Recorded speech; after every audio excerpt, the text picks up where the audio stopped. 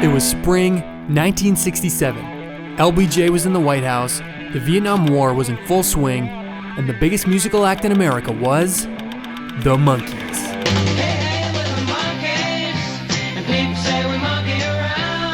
And that same spring, a chance encounter in New York City's Greenwich Village would kick off one of the strangest and most ill-fated intersections of pop culture in history.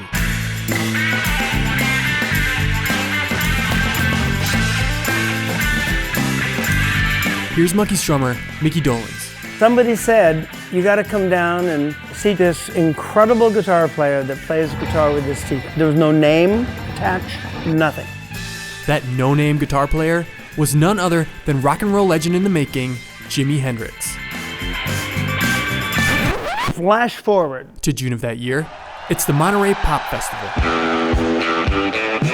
And I'm sitting in the audience. All of a sudden, out walks these three incredibly decorated characters. And I just remember going, that's the guy that plays guitar with his teeth.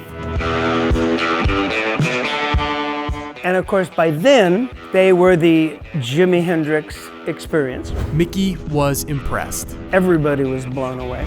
And I told our producers, you gotta check this guy out, because we were looking for an opening act. And despite some fairly obvious differences in musical style, a deal was struck. Sure enough, the opening act for the Monkees was the Jimi Hendrix Experience. A new group, Jimi Hendrix Experience, traveling with the Monkees, and they joined the Monkees concert tour. So the two acts hit the road. But as it turned out, fans who had come to see the Monkees weren't quite sure what to make of Jimi Hendrix. He would go on stage to open the act, and he'd be going, "Foxy lady, we want Davy, we want the monkey." It was kind of embarrassing, frankly. And things didn't get much better as the tour continued.